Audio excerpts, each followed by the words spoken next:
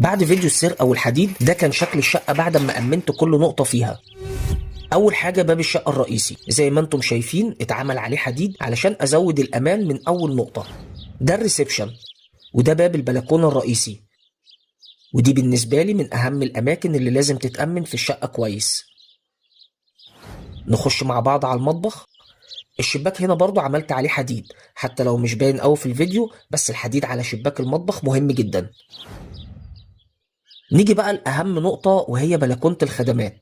دي أضعف نقطة في الشقة كلها وأغلب المشاكل بتحصل منها، وعلشان كده أنا عملت عليها تقفيلة حديد كاملة علشان أأمنها بنسبة كبيرة.